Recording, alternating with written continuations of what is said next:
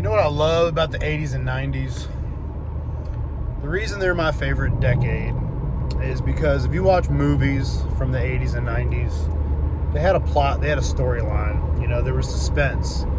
You know, the characters had personality. They were much better at telling the story. If you look at video games from the 80s and 90s, it was, you know, they were pretty simple. They were fun games. It was all about having fun. And they were simple enough where, you know, some of them you could beat them relatively quickly, or you could just pick it up and, you know, just pretty much go back to what you were doing, go live your life. And then as the decades went on, after that, you know, video games got more and more advanced, like really advanced. Like even if you go back to like PlayStation 2, which was forever ago, but I mean, even those games were relatively advanced as far as games go, you know, as far as like completing a goal.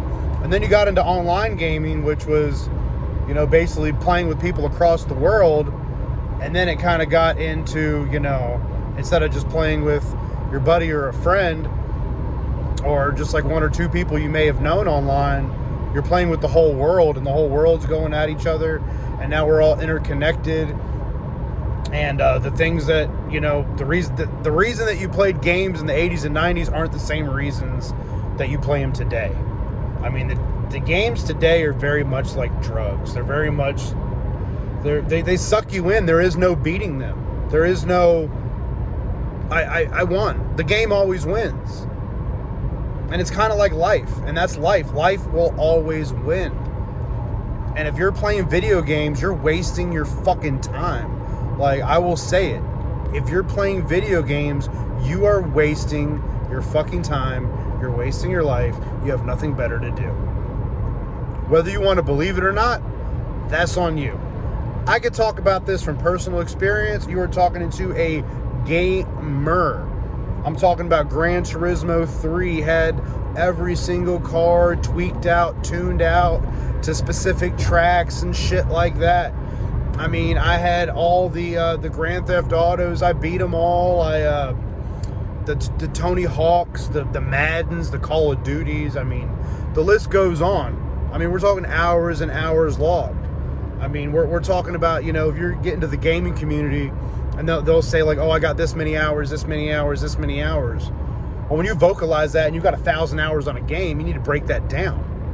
Literally through 1,000 hours of your life that you could have been doing something else.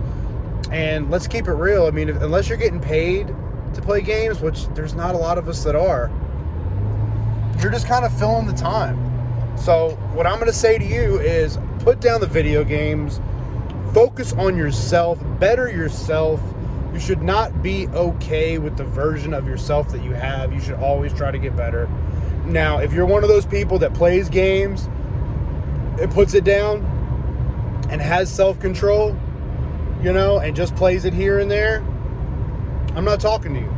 I'm talking to the guy that like, oh, what are you going to do this week? Oh, I'm going to be on the sticks. Oh, what are you going to do? Oh, I'm getting on the sticks. Hey, do you want to go out? No, I'm on the sticks.